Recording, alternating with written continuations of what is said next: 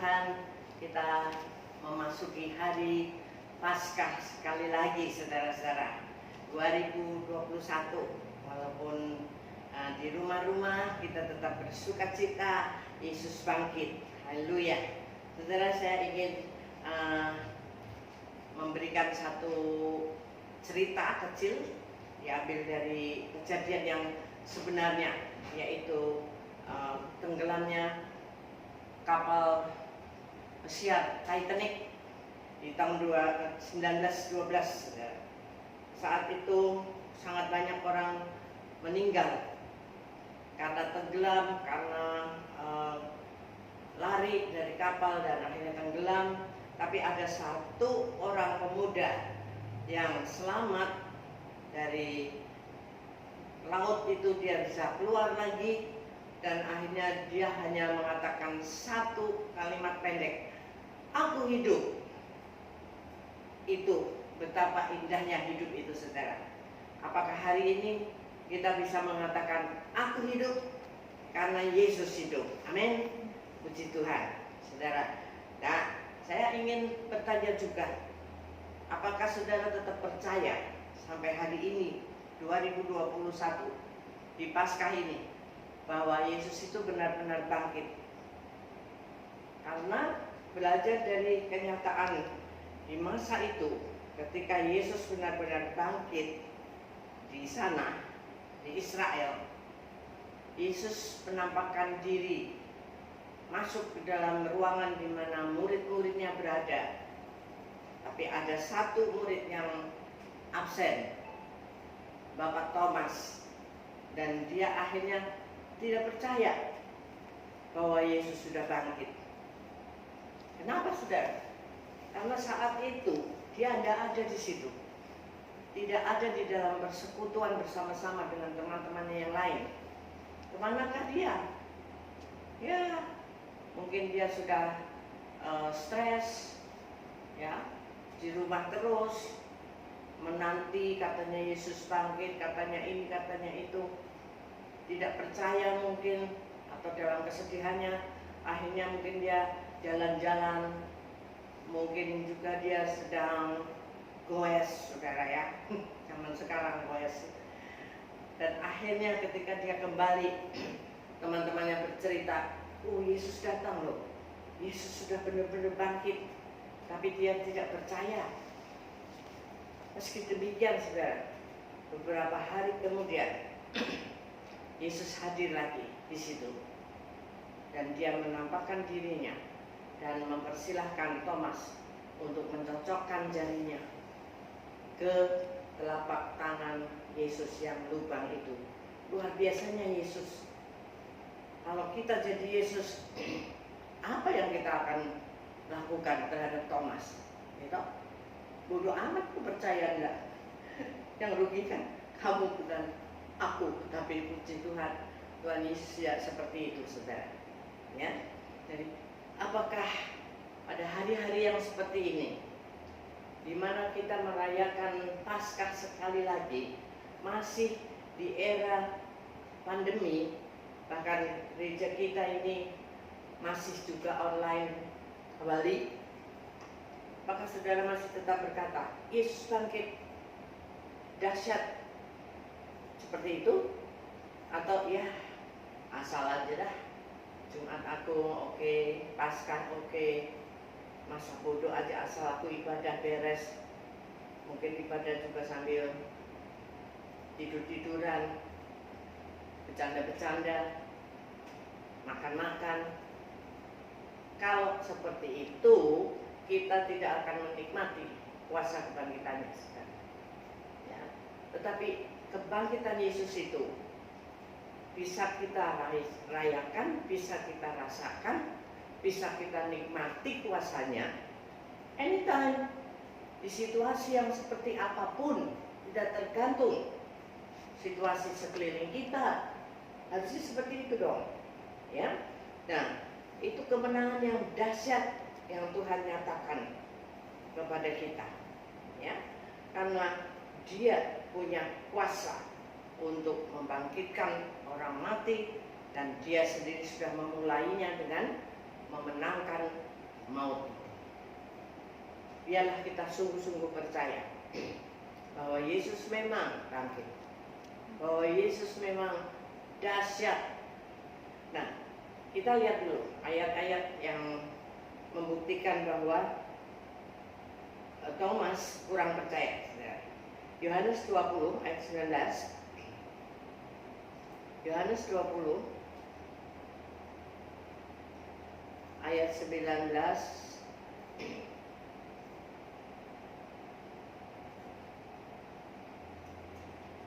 dan seterusnya.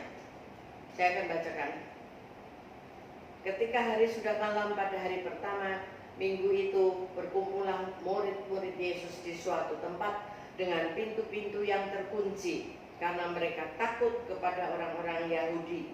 Pada waktu itu datanglah Yesus dan berdiri di tengah-tengah mereka dan berkata, "Damai sejahtera bagi kamu." Dan sesudah berkata demikian, ia menunjukkan tangannya dan lambungnya kepada mereka. Murid-murid itu bersukacita ketika mereka melihat Tuhan. Maka kata Yesus sekali lagi, "Damai sejahtera bagi kamu. Sama seperti Bapa mengutus aku, demikian juga sekarang aku mengutus kamu." Dan sesudah berkata demikian, ia menghembusi mereka dan berkata, "Terimalah Roh Kudus. Jikalau kamu mengampuni dosa orang, dosanya diampuni. Dan jikalau kamu menyatakan dosa orang tetap ada, dosanya tetap ada." Tetapi Thomas, seorang dari ke-12 murid itu yang disebut Didimus, tidak ada bersama-sama mereka ketika Yesus datang ke situ. Maka kata murid-murid yang lain kepadanya, "Kami telah melihat Tuhan." Tetapi Thomas berkata kepada mereka, "Sebelum aku melihat bekas paku pada tangannya, dan sebelum aku mencucukkan jariku ke dalam bekas paku itu, dan mencucukkan tanganku ke dalam lambungnya, sekali-kali aku tidak akan percaya." 8 hari kemudian, murid-murid Yesus berada kembali di dalam rumah itu, dan Thomas bersama-sama dengan mereka. Sementara pintu-pintu terkunci, Yesus datang dan ia berdiri di tengah-tengah mereka dan berkata, "Damai sejahtera bagi kamu." Kemudian ia berkata kepada Thomas, "Taruhlah jarimu di sini dan lihatlah tanganku. Ulurkanlah tanganmu dan cucukkan ke dalam lambungku, dan jangan engkau tidak percaya lagi, melainkan percayalah." Thomas menjawab dia, "Ya Tuhanku, Allahku." Itu saudara. Jelas sekali. Jadi murid-murid Yesus ada di dalam ruang yang tertutup, terkunci karena mereka ketakutan terhadap tentara-tentara Romawi, orang-orang Yahudi. Tapi Yesus bisa masuk. Itulah yang luar biasanya. Tubuh kebangkitan Yesus tidak bisa dibatasi dengan dinding-dinding dan kunci pintu. Dia hadir, ya. Dia memberkati murid-muridnya dan dia mengatakan damai sejahtera. Tapi Thomas ketinggalan. Tadi saya sudah sampaikan, karena dia keluar, tidak tahu kemana. Seminggu kemudian, 8 hari kemudian, Yesus datang lagi seperti itu, dalam keadaan yang terkunci. Dan sebetulnya demi Thomas, Yesus datang lagi. "Cucukkan tanganmu ke dalam lambungku dan telapak tanganmu." Saudara, iman yang seperti ini sebetulnya kurang oke. Dan Tuhan bilang, "Percayalah walaupun kamu tidak melihat." Hari ini saudara, kita masih memiliki kuasa kehadiran Yesus itu. Di saat kita terkunci, di saat dinding-dinding itu membelenggu kita, artinya bukan secara fisik dinding, karena kita sekarang walaupun masih pandemi sudah tidak terlalu lagi at home. Saudara sudah bisa keluar, apalagi sekarang sudah ada vaksin-vaksin. Tetapi mungkin ada hal-hal yang membelenggu kita, hal-hal yang mungkin menghimpit kita, tekanan-tekanan ekonomi, tekanan-tekanan permusuhan antara satu keluarga dengan yang lain, anggota keluarga kita saling tidak sesuai dalam pemikiran. Itu pertama, kita menggoyahkan iman kita. Yesus benar bangkit gak sih ya?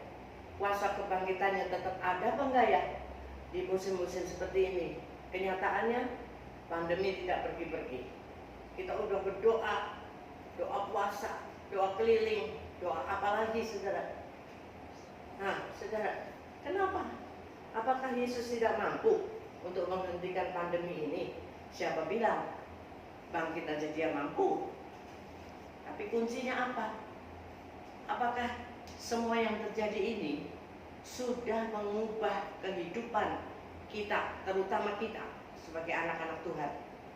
Sudahkah kita berubah dengan terjadinya pandemi ini? Saya masih melihat banyak di antara kita sendiri pun karakter-karakter belum berubah, masih seperti yang dulu, saudara.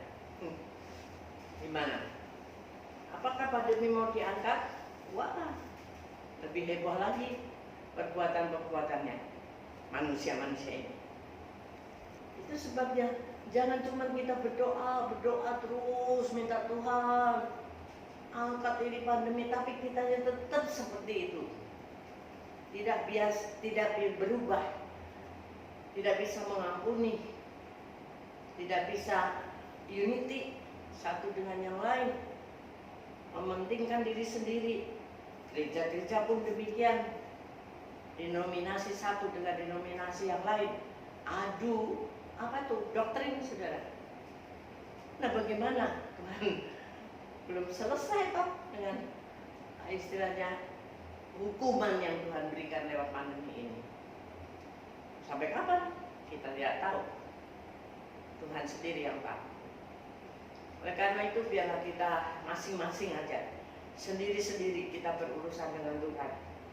Selama masih ada pandemi ini, dari awal kita diminta banyak berdiam diri untuk lebih intim dengan Tuhan. Jangan sampai seperti Thomas, kita miss persekutuan kita dengan Tuhan, sehingga dia menjadi tidak percaya walaupun dia murid yang setiap hari bertemu dengan Tuhan saat itu. Itu memalukan sekali, saudara. Apa identitas seorang murid? Ya, tidak ada integritasnya. Percaya, oh nanti kalau udah aku tusukin tangan baru percaya. Itu yang masih banyak terjadi sekarang ini. Tapi saya percaya saudara tidak akan seperti itu lagi. Ya, karena kita memasuki tahun integriti, tahun di mana Roh Kudus Pentakosta ketiga itu hadir bersama-sama kita, dan kuasanya itu dahsyat luar biasa. Ya, mari kita akan melihat satu ayat lagi. Biarlah itu boleh menguatkan kita, saudara ya. Di Filipi 3 ayat 10 sampai 12. Filipi 3 ayat 10 sampai 12. Yang kukehendaki ialah mengenal dia, D-nya besar, Yesus, dan kuasa kebangkitannya dan persekutuan dalam penderitaannya, di mana kita ini menjadi serupa dengan dia dalam kematiannya. Jadi saudara, kita menikmati kuasa kebangkitannya itu, kemenangan-kemenangan atas hidup kita. Tetapi jangan lupa ada persekutuan di dalam penderitaannya. Ketika kita mengalami penderitaan, jangan ngomel-ngomel, jangan lalu stres, lalu tinggalkan persekutuan, tinggalkan gereja, bahkan akhirnya tinggalkan Tuhan. Nah itu kayak Thomas tuh, stres dia kali. Maka dia tinggalkan tuh teman-temannya yang selalu berdoa, bersekutu di ruangan yang terkunci. Dia jalan-jalan sendiri, nggak tahu kemana itu. Nah itu saudara ya. Jadi pertama memang kita itu harus mengenal dia, dan kuasa kebangkitannya. Tadi dikatakan Yesus pada ayat Yohanes 20 tadi. Ayat berapa itu? Yang sebelum dia pergi, dia menghembusi murid-muridnya itu dengan Roh Kudusnya. Jadi sebetulnya pencurahan Roh Kudus pertama itu di situ, saudara. Sebelum di kamar loteng, ya toh, Tuhan menghembusi Roh Kudusnya untuk special edition murid-muridnya yang terdekat dengan dia. Jadilah murid-murid yang terdekat dengan Yesus hari-hari ini, sehingga kapan saja kita akan merasakan hembusan Roh Kudusnya buat kita semua. Karena Roh Kudus itu apa, saudara? Roh Kudus itu, saya ingatkan lagi, pasti saudara juga udah tahu dan sudah pernah mendengarnya banyak kali. Roh Kudus itu yang pertama memberikan kita damai. Jadi ciri orang yang memiliki Roh Kudus di dalam hatinya, dalam hidupnya, ada damai. Damai itu bukan sukacita saja, tapi damai itu walaupun di sana gaduh, riuh rendah, tekanan berat, tidak akan terpengaruh, tetap damai karena ada Roh Kudus. Shalom itu adalah damai sejahtera Allah sendiri, adalah shalom. Yang kedua, Roh Kudus adalah kuasa kesembuhan. Ketika kita memiliki Roh Kudus, kita punya kuasa kesembuhan, ya, walaupun otoritas Allah tentu saja untuk menyembuhkan kita atau tidak, ya, kuasa kesembuhan itu ada, tetapi Allah yang memutuskan untuk kita disembuhkan atau tidak itu nggak masalah. Tapi kita punya kuasa itu, kita punya iman, mengimani bahwa ada kuasa kebangkitannya di dalam hal kesembuhan. Kesembuhan apa saja? Tidak hanya tubuh, tidak hanya sakit-sakit yang berat, tetapi sakit yang seringkali diabaikan adalah sakit hati, yang ditutup terus, ditimbun terus, ya, atau sudah pelepasan, sudah didoakan, sudah didamaikan, tapi jauh di lubuk hati sana masih tersimpan, sehingga kata-katanya selalu keras, kata-katanya selalu nyinyir, saudara. Tidak bisa gampang mengasihi orang lain, egois. Itu tanda-tanda orang yang belum sembuh di dalam sakit hatinya. Yang ketiga, kuasa Roh Kudus ada pemulihan. Nah, ini nyambung dengan tadi, ya, yang saya sudah sampaikan. Dengan masalah-masalah hati itu, Roh Kudus sanggup untuk memulihkan hati kita, asal kita mau menyerahkan hati ini. Tuhan, bentuklah aku, jamahlah aku. Mungkin aku banyak kesalahan, tidak selalu merasa dirinya benar, ya, seolah-olah kalau udah rajin beribadah dan melakukan pelayanan semuanya itu mesti benar di hadapan Tuhan. No. Matius 7 ayat 21, ya kan? Tuhan bilang, bukan yang berkata Tuhan itu yang hebat. Aku sudah menyembuhkan orang, bahkan membangkitkan orang mati. Tetapi Tuhan bilang, nyah engkau membuat kejahatan. Gimana kalau sampai kita dibilang gitu? Jangan sampai, ya. Biarlah kita terus bangkit dengan kuasa kebangkitannya, Roh Kudus yang sudah dihembuskan kepada kita. Poin yang keempat, Roh Kudus adalah kuasa menikmati berkat Tuhan. Nah, pasti ini semuanya amin banget, ya.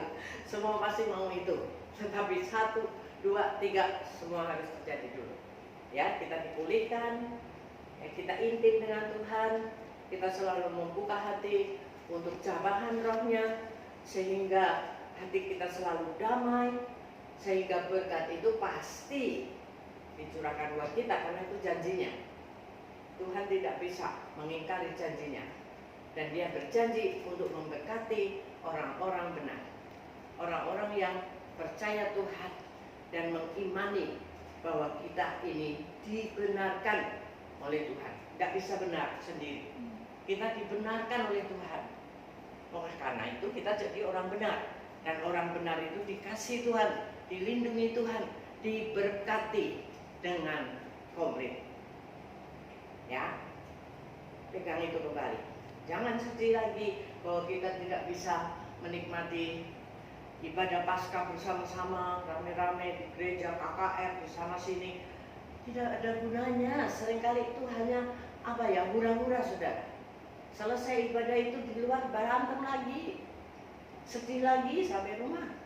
Tetapi kita merayakan tuh personal, hati, lepas hati. Kita menikmati apa yang Tuhan sudah lakukan melalui kematiannya, dan akhirnya dia bangkit. Tidak ada juru selamat lain yang berani mengatakan, aku sudah bangkit, kecuali Yesus. Itu bedanya kekristenan kita.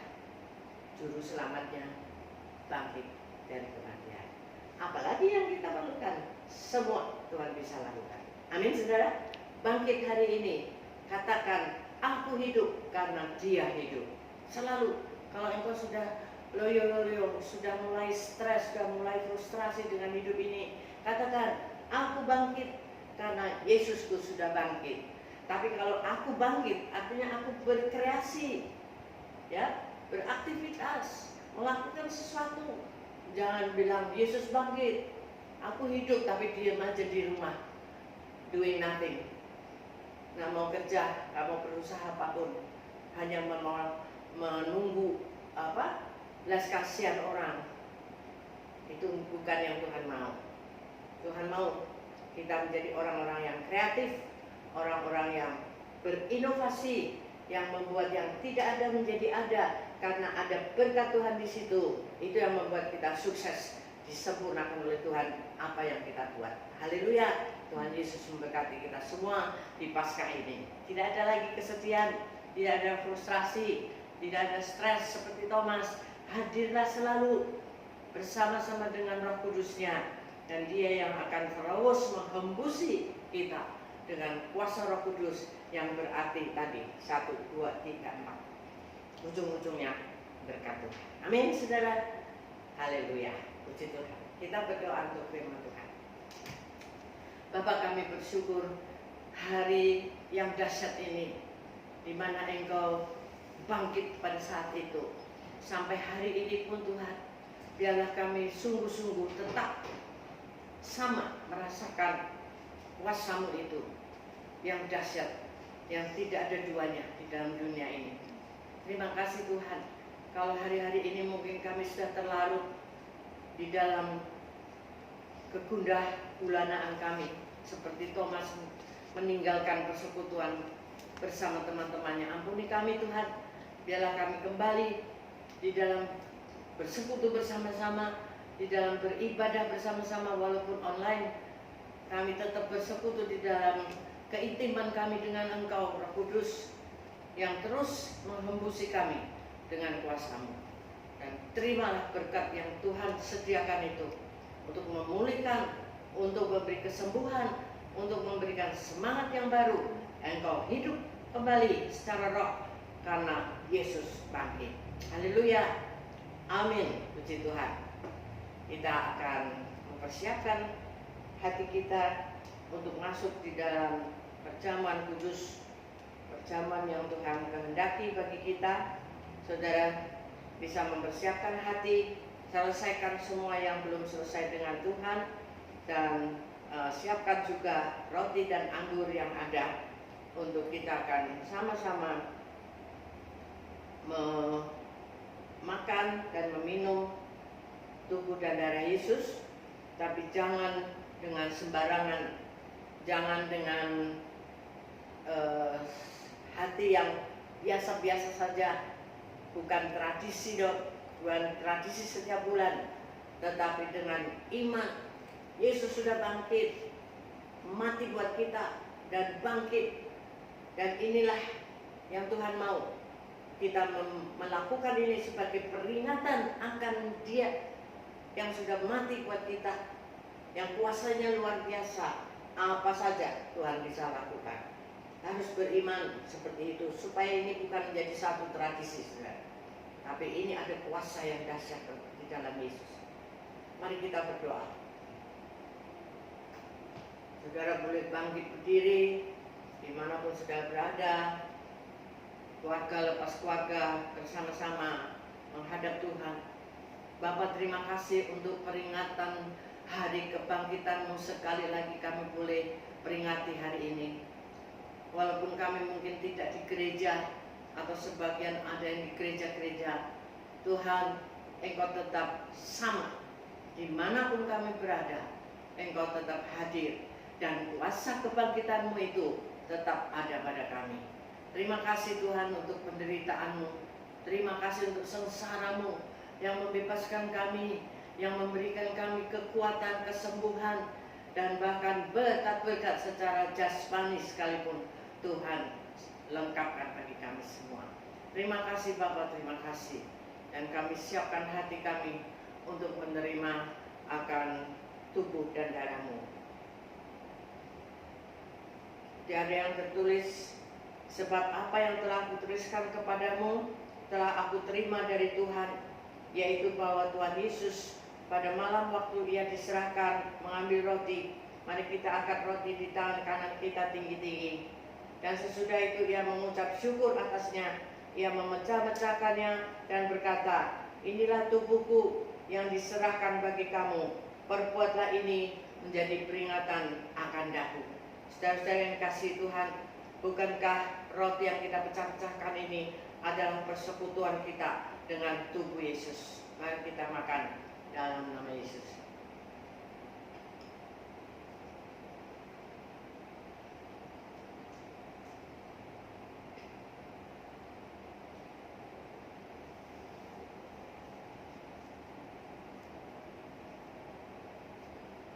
Mari angkat cawan di tangan kanan kita tinggi-tinggi.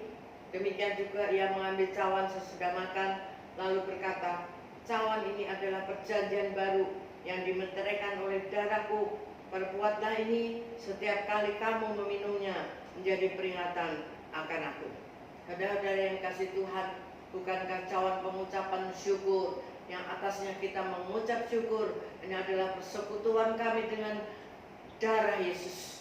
Dalam nama Yesus mari kita akan minum. Haleluya.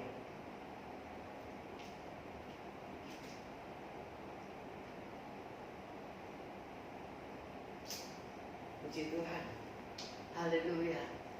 Terima kasih Yesus untuk darah-Mu. Terima kasih Yesus untuk tubuh-Mu yang sudah dihancurkan demi menebus dosa kami. Hari yang dahsyat ini Engkau membuktikan kuasa yang tidak ada duanya di dalam dunia ini. Tubuhmu hancur, darahmu mengalir, tetapi Engkau menepati janjimu bahwa Engkau bangkit kembali. Dan kuasa itu kami mau tetap pegang teguh untuk menghidupi hidup kami ini dengan kuasa kebangkitan-Mu. Terima kasih Tuhan, kami siap untuk ikut serta ambil bagian di dalam penderitaan-Mu. Penderitaan yang kami alami tidak sebanding dengan Engkau Tuhan. Biarlah kami mendapat kekuatan yang baru hari ini melalui kuasa darah-Mu, melalui kuasa bilur-bilur-Mu, dan kami dikuatkan kembali.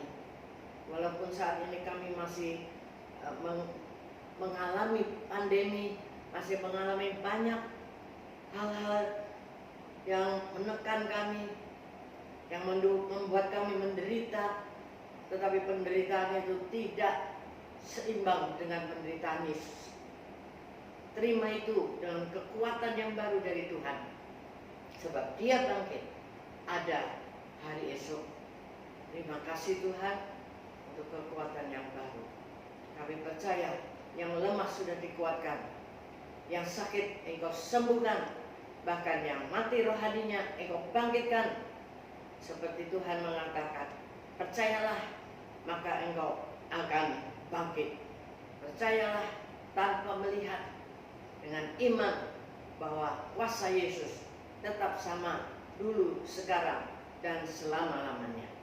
Haleluya. Amin. Puji Tuhan. Terima kasih kepada Tuhan untuk ibadah hari ini. apapun bentuknya, ucapkan syukur kepada Tuhan. Dan kami mengakhiri ibadah Paskah ini di dalam kesederhanaan, tetapi makna Paskah itulah yang harus kita wujudkan di dalam hidup kita masing-masing. Tidak tergantung kepada orang lain. Mari angkat tangan saudara dan dengan iman yang penuh pulang dengan membawa berkat daripada Tuhan. Kiranya berkat Tuhan yang melimpah-limpah atas hidupmu, pengurapan yang baru daripada Tuhan turun atas hidupmu, dan kesempurnaan daripada Tuhan sendiri memulihkan keadaan keluarga lepas keluarga. Damai sejahtera-Mu melimpah-limpah, tidak terpengaruh oleh keadaan dan situasi. Darah Yesus, kuasa kebangkitannya turun atas keluarga lepas keluarga, dan engkau dipulihkan, engkau diberkati jasmani dan rohani, dan menjadi alat bagi Tuhan di Pentakosta yang ketiga ini. Haleluya. Yang sudah menerima katakan bersama-sama amin. Tuhan berkati. Selamat beribadah. Uang aja uang.